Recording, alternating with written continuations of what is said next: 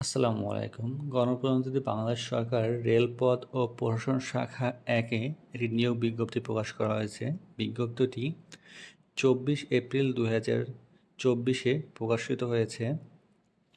রেলপথ মন্ত্রণালয় নিম্নোক্ত পদে সরাসরি নিয়োগ প্রদানের জন্য শর্ত সাপেক্ষে প্রকৃত বাংলাদেশের নাগরিকের নিকট হতে নির্ধারিত ছকে অনলাইনে আবেদন করার আহ্বান করা হচ্ছে। এর মানে হচ্ছে আপনারা অনলাইনে আবেদন করতে পারবেন। আর পদের নাম হচ্ছে অফিস সহায়ক, বেতন হচ্ছে 20,010 টাকা।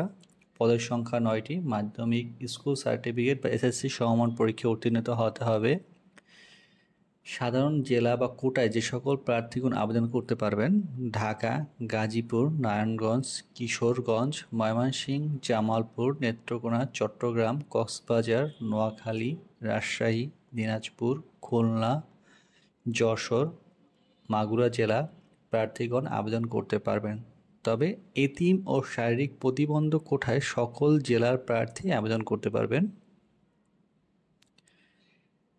আবেদনের জন্য প্রার্থীকে অবশ্যই 18 থেকে 30 বছরের মধ্যে থাকতে হবে।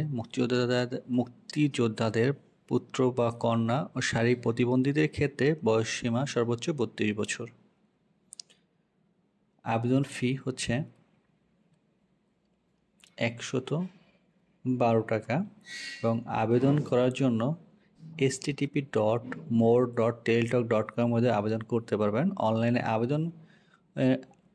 অনলাইনে আবেদনপত্র পূরণ ও পরীক্ষার ফি জমাদানের শুরুর তারিখ হচ্ছে 30 এপ্রিল 2024 সকাল 10টা এবং অনলাইনে আবেদনপত্র জমাদানের শেষ তারিখ হচ্ছে 20 মে 2024 বিকাল 4টা পর্যন্ত আবেদন করতে পারবেন।